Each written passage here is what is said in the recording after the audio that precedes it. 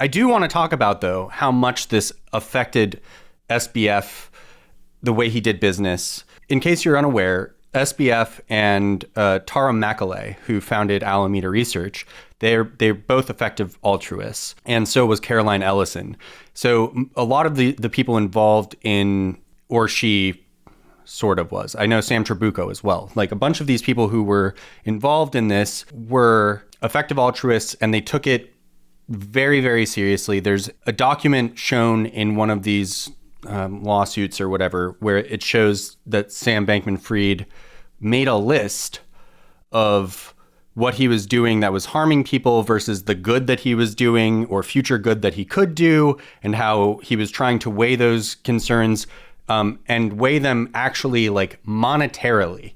Like it wasn't just like some weird system that he invented. He was actually weighing every dollar and cent as a good or bad thing. To me, that is proof positive that this philosophy played a key role in how he ended up committing fraud. Yes, but I think also you should detail how those effective altruists were very specifically involved, like right at the very founding of Alameda Research, because I think that kind of points at some of these issues, right? Because Tara and some of the other people they were able to connect Sam with was the money that got Alameda Research to where it was, right? Yeah, no, I mean, that's it exactly. And I think the EA community in general was also, a lot of them were the cheerleaders for SBF, right? Because they were also receiving huge benefits from one of the, arguably the biggest known individual person in cryptocurrency in the entire industry, right? Like the benefits they were receiving were millions of dollars in donations. That and ultimately that is how they measure whether their goal is succeeding or not. So again, the reason I want to talk about this though is because after acknowledging it, so if you go back, William MacAskill, you said there's another, who's the other gentleman involved in the beginning of EA, the founding of EA? Well, there's, I think, several people who come before MacAskill. Like I would point towards Toby Ord at Oxford and Peter Singer as both like effective altruists and stronger philosophers and writers than MacAskill. But MacAskill's like particular place of prominence in this story comes because in the United States, he acted as what a friend of the show, David Z. Morris, called an effective altruism power broker, where he was connected to so many of these groups, so many of these funders, and so many of these things that even in 2018, when effective altruist leaders were warned about some of Sam Bankman-Fried's improprieties, including his lies and sleeping with subordinates, it was MacAskill that like pushed to keep Sam Bankman-Fried centered in kind of this effective altruism community under this belief that like Sam Bankman-Fried would eventually be able to bring all of these other benefits to their broader community, that it was worth sacrificing on perhaps some of these earlier points in order to achieve this bigger goal. And that, I think, is kind of the rot at the heart of effective altruism, right? And like the reason it can be really hard to create like a coherent utilitarian moral philosophy is that it becomes really easy to use the ends to justify the means in a way that allows the means to just continue getting worse and worse and worse. And that is compounded if you effectively place an infinity on one side of your balancing scale by saying, no, this will kill all humans who will ever live in the future. And so represents the thing that it would be okay if we killed 90% of humans now, if it meant saving that entirety of humanity forward, right? It's possible to concoct that kind of justification when you get really into kind of the long-termist EA stances.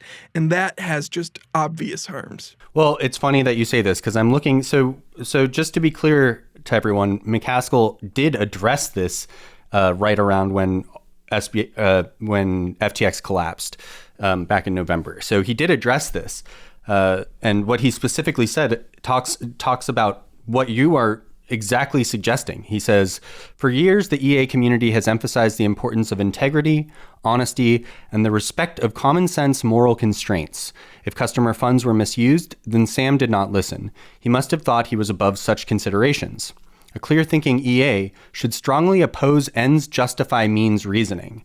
I hope to write more about this soon. In the meantime, here are some links to writings produced over the years. So he specifically says that ends justify the means isn't a healthy EA perspective. And yet, right, like it's hard for me to fathom EA existing if you don't have some level of ends justify the means. If you don't have some, well, you have to weigh out the good versus the bad. That's part of the whole thing. And that has to be met with ends justify the means, because otherwise you don't really have a philosophy at all. So it's a confusing kind of backwards statement to me. I feel confident that statement from McCaskill was not written by a philosopher, but by a public relations executive. Because like I kind of already alluded to here, like common sense, moral, whatever, isn't something that exists a priori, right? Like the fundamental basis of the philosophy that drives this is that you determine what's moral by assessing, on balance, its good and its bad. And there's variations of utilitarianism, like rules-based utilitarianism, where you modify that statement to say this type of action as a rule is more good than bad. And that gets around some of the issues, but still fundamentally to presume that there was an obvious set of moral actions that the EA community agreed on and that Sam Bankman-Fried was clearly in violation of is particularly suspicious in light of the fact that Time reporting suggests that William McCaskill personally advocated to keep Sam Bankman-Fried in the community after he knew he was violating common sense moral frameworks by lying and sleeping with his subordinates. Again, my issue with this statement now, and that he's back, that he has not addressed any of this, is that at the end of this statement in November, he specifically says, I was probably wrong. I will be reflecting on this in the days and months to come and thinking through what should change. He also says, if FTX misused customer funds, then I personally will have much to reflect on. Sam and FTX had a lot of goodwill, and some of that goodwill was the result of association with ideas I have spent my career promoting. If that goodwill laundered fraud, I am ashamed. So if he's so ashamed and he feels like his ideas about this philosophy indeed helped create this fraud, which is kind of like what is being suggested. I don't think anyone has denied that now at this point, that the philosophy helped drive their decision making. Why has he not said anything about it? Why is he not saying like, look, I know why, right? Like you said, there's legal reasons and other things. He was an unpaid advisor and all that for the Founders Fund. You know, he was involved in other ways. I am sure they've accepted who knows how many donations. So I'm sure there's some legal reason for this, but that's such a bullshit excuse, especially when your whole shit is about your philosophy. I'm not surprised. I'm not even disappointed. Like, why would a cult address allegations against the cult? I do just want to ensure that people keep this perspective in mind as he tries to come back into the public fold and the public sentiment.